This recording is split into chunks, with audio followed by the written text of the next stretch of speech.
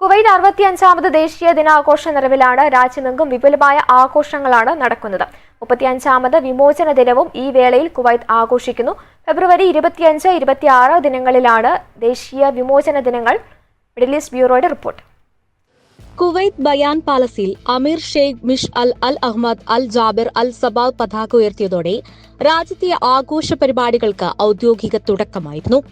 ഇത്തവണ റമദാൻ മാസത്തിലാണ് കുവൈത്ത് ദേശീയ ദിനം എത്തിയത്. ഇതുകൂടി പരിഗണിച്ചാണ് ചടങ്ങുകൾ സംഘടിപ്പിച്ചത്. 1961 ജൂൺ 19 കുവൈറ്റ് ബ്രിട്ടനിൽ നിന്ന് സ്വാതന്ത്ര്യം നേടിയത്. ഈ ദിനത്തിലാണ് രാജ്യം സ്വാതന്ത്ര്യദിനം ആഘോഷിച്ചിരുന്നത്. എന്നാൽ 1964 ആഘോഷം ഫെബ്രുവരി 25 മാറ്റുകയായിരുന്നു. ആധുനിക കുവൈത്തിന്റെ ശില്പി എന്നറിയപ്പെടുന്ന ഭരണാധികാരിയായിരുന്ന അമീർ ഷെയ്ഖ് അബ്ദുള്ള അൽ സാലിം അൽ സബാഹിന്റെ സ്ഥാനാരോഹണം നടന്ന ഫെബ്രുവരി 25 സ്മരണയ്ക്കായാണ് ഈ ദിവസം ദേശീയ ദിനമായി നിശ്ചയിച്ചത്.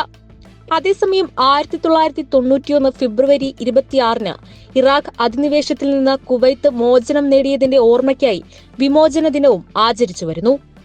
ജയ് Hind news, Kuwait. One anchor every week, 20 years, 1,000 episodes on one TV channel. Middle East This Week, an Elvis Chumar TV show.